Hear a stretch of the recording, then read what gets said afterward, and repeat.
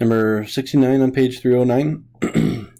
They ask us to find a polynomial that has a degree of 4, that has these 3 zeros, that has integer coefficients, and has a constant term of 6. Yeah, I really didn't, I apologize, I didn't really know that these types of problems were on the homework, otherwise I would have done some examples in class. Oopsie poopsie.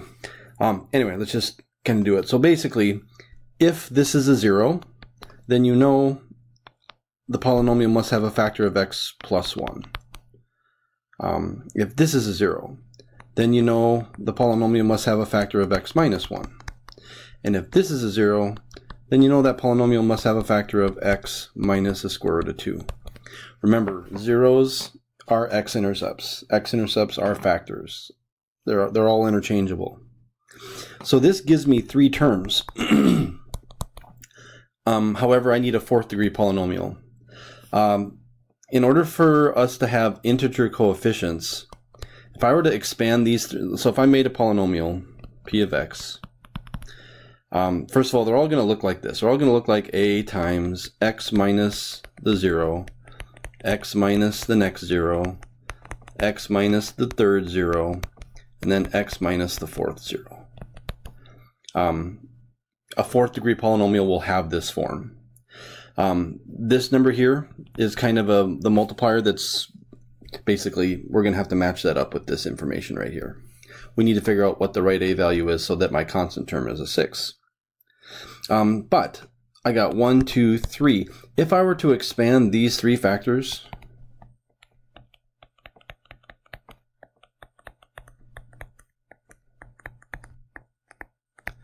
because of this square root, I'm going to have square roots everywhere. I'm not going to have integer coefficients.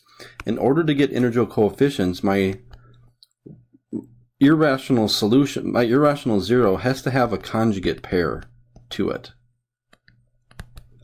By putting in an x plus square root of 2, when I expand this out, my radicals are going to go away. So that's kind of how we need to find that 4th 0. I basically need to make it a negative square root of 2. Now, if I expand this out, so I'm going to expand these two. I'm going to expand these two, combine those two together.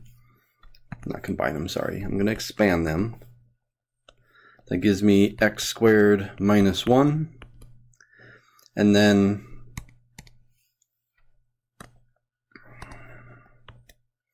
I'm going to expand these two. That's going to give me an x squared minus, a squared minus b squared 2. All right, so now I have a x squared minus 1 and x squared minus 2. So this is my polynomial. The last thing I need to make sure that happens is that this a value is the right a value that makes my constant term a 6. Well, the only way to really do this is to, well, actually, we don't really need to expand it out. Basically, my constant term is going to be this thing times this thing. A negative 1 times a negative 2 gives me a positive 2. Well, if I want to make my constant term a positive 6, I need to basically come up with a multiplier of 3. So my a value's got to be 3. If that doesn't really make sense to you, we can just expand this out. I'm just going to expand it out. X squared times x squared is x to the 4th minus 2x squared minus x squared plus 2. See, I told you that constant was a 2. So now the question is, what do I need to make this a value so that when I expand it, I get a constant value of 6? And that needs to be a 3. Sorry, oops, I can also combine these two right here. Minus 3x squared plus 2. So that's 3x to the 4th minus 9x squared plus 6.